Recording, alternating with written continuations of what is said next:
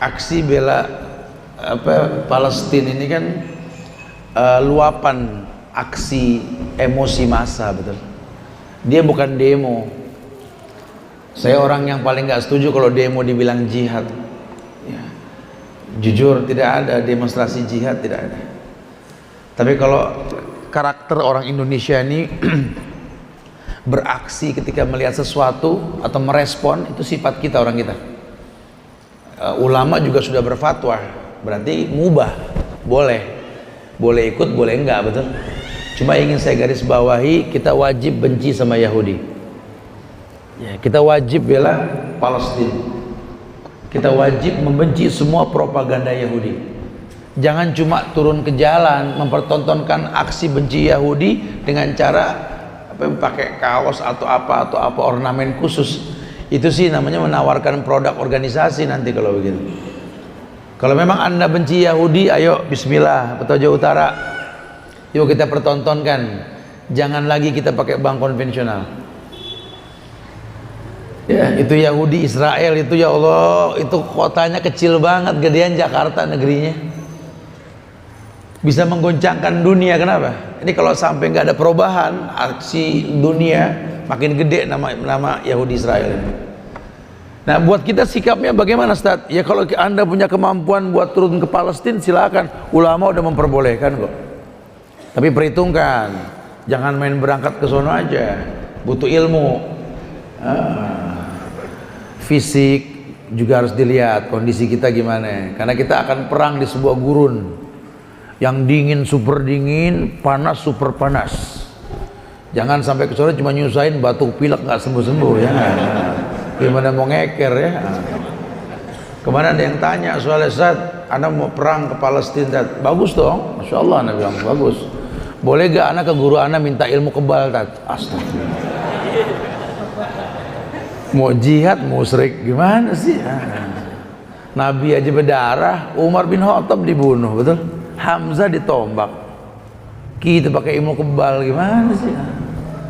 Makanya Islam ajarkan kalau pengen bicara jihad, ayo dirwatu sanamihi al jihadu fisabilillah. Puncaknya agama tuh jihad. Jadi jangan ngomong jihad kalau agama kita masih berantakan. Sholat, zakat, puasa, haji, tolong ini rapihin benar. Baru bicara jihad. Jihadat Allahu Akbar, sama orang tua berantem. Jihadat Allahu Akbar, sama mertua nggak akur. Jihadat Allahu Akbar, bertetangga nggak nyambung. Jihad model apa yang kita pertontonkan? Akhirnya yang ada fashion show. Bicara Palestina, anak didandanin, pakai atribut bendera Palestina, diikat di kepala, pipinya digambar, dicat bendera Palestina, pakai sorban, intifada. Perempuan pada dandan, pada pakai cadar, main panahan. Di foto-foto, diekspos di sosmed. Ya Allah. Sehingga dunia taunya lihat perempuan-perempuan memanah di Palestina. Saya bilang cepetan pelor, betul. Pelor apa? Peluru. Cepetan. Ya, pada pakai sampai ini Ali sampai kayak pedang Shogun. Tahu matanya asli apa enggak? Allah alam. Mudah-mudahan si asli. Sampai biru, sampai kelinci puncak.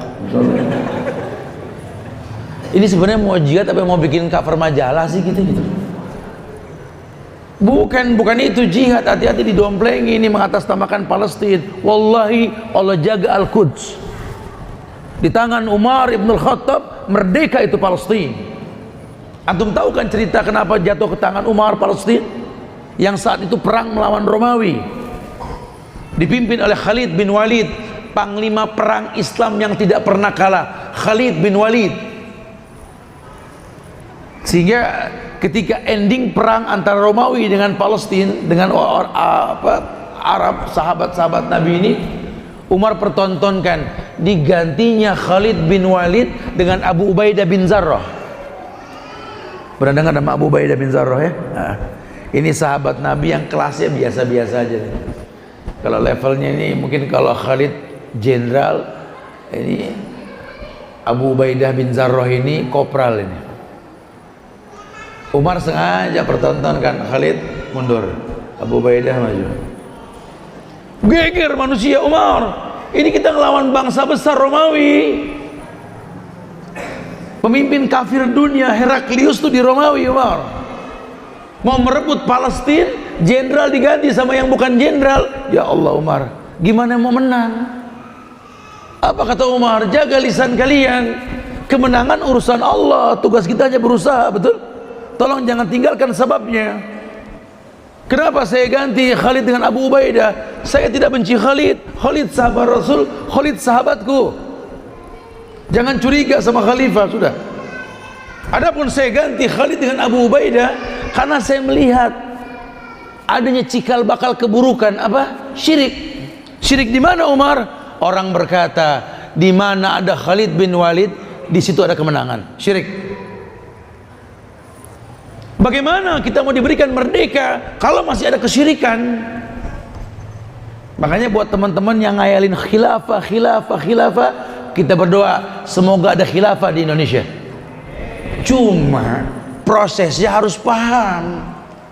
Kalau masih banyak dukun pasang iklan di TV, dukun masih punya Instagram, dukun masih punya sosial media dan lain-lain, tidak akan pernah bisa tegak khilafah. Contoh sahabat yang pernah menegakkan khilafah, contoh sahabat yang pernah pegang 3/4 dunia, Umar ibn al-Khattab.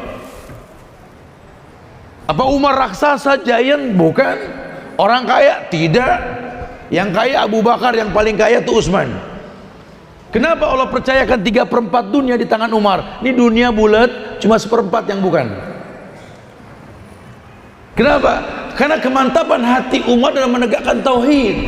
Dan Allah sudah berjanji, walau anna ahlal qura amanu wattaqau lafatahna alaihim barakati minas samai wal ardh. Allah akan turunkan keberkahan dari langit dan bumi kalau masyarakat beriman dan bertakwa. Jadi jangan cuma dihayalkan, kayak jangan cuma dikatakan benci. Siapa yang nggak benci dengan Yahudi? Kita benci dengan Yahudi karena menzolimi. Sampai Erdogan bilang apa? Untuk membela Palestina tidak perlu jadi orang Islam, cukup jadi manusia.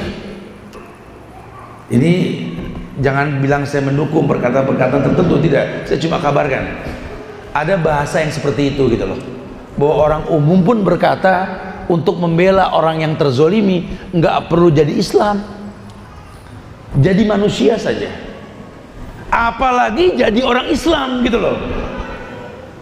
Lalu nggak perlu jadi orang Islam saja, harus punya rasa empati, apalagi Anda seorang Muslim. Makanya kalau kita nggak bela Palestina, salah. Bela Palestina.